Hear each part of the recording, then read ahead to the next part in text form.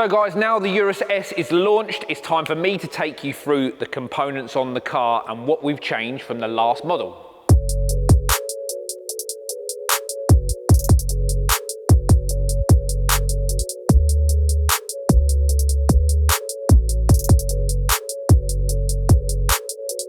Right, so let's start with the bonnet. This was the showstopper component at Goodwood.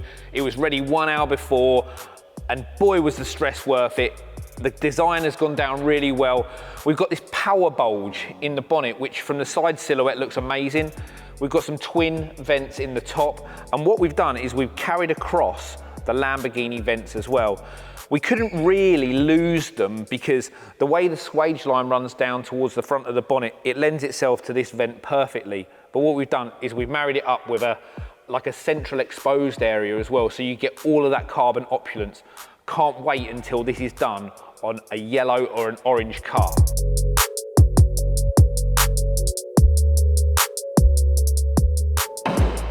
So the way this is designed is very, very, very similar to the way the factory do it. It's called a clamshell bonnet. It has an inner and an outer. So we replicate everything on the inside that's exactly like the factory.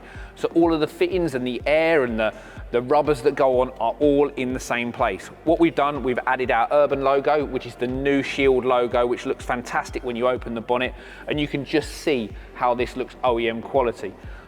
One of the most difficult things to do with a bonnet, because it's such a big component, is when it's closed down, is to get all of the swage lines in exactly the right area. So everything flows through, and you can just see here how perfect the shut lines need to be.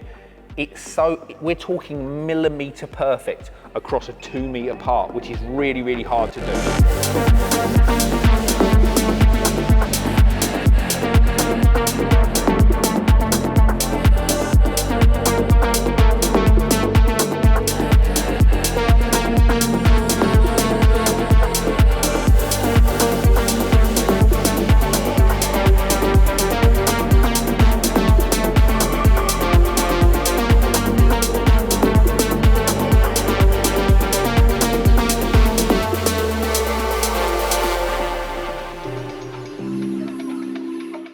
So at the front, we have reworked our original style Urus splitter.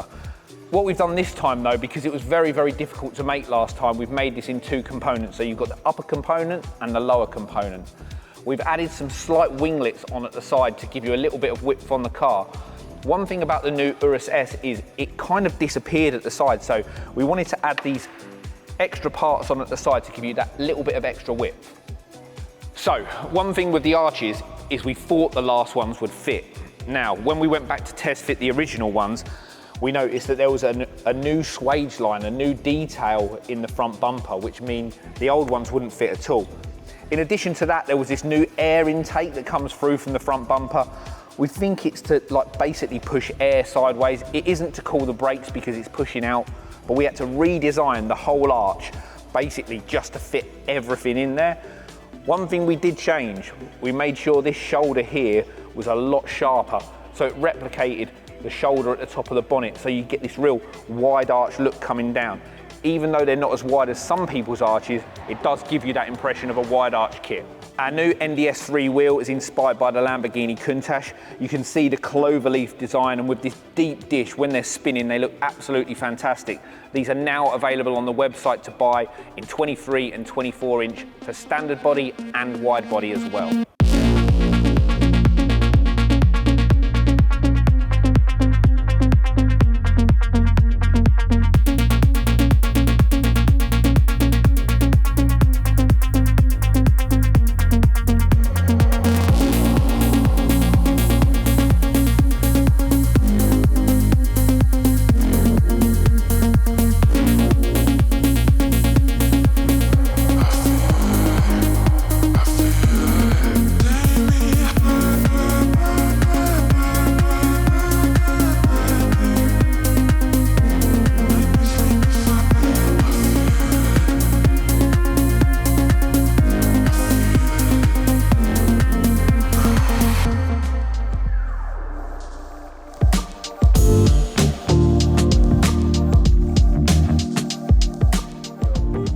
side seals, we were lucky. It was the one carryover part from the last car, so they remain unchanged.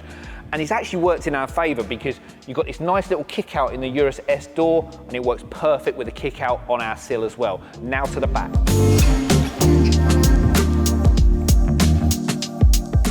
So at the back, up the top, we have our twin ducktail spoilers. We've got one on the lower and one on the upper. Now this is actually a really understated feature on the car. It's actually my favourite part as well. We've designed the two spoilers with a small additional piece which runs through from the back just here, straight through in the middle. And when you get that aerial view of the car, they marry up with the bonnet stripe perfectly. It's definitely the shot of the car that everyone loves. I think they're a super feature. You can have them mixed up, you can have them in carbon or body colour, depending on whether you want to contrast or complement. Real cool feature. What do you guys think? Let me know. Did we go over the top with the two spoilers, or is it perfect with a bonnet?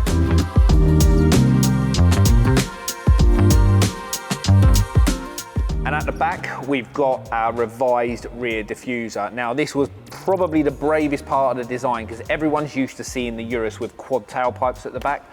We wanted to adopt a new futuristic looking billet tailpipe. You've still got your twin tailpipes inside. It retains the exact position of the OEM exhaust, so there's no changes. You can have a factory exhaust or you can have a performance exhaust as well. But this is probably the feature which really sets the car off. If you're following it, it's going to be very distinctive. You're going to know it's an urban car straight away. And it's finished off with the new Shield logo, centralized perfectly in the diffuser, so you know it's an urban car.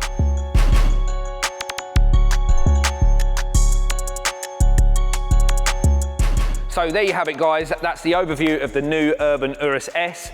We have the Performante on the way.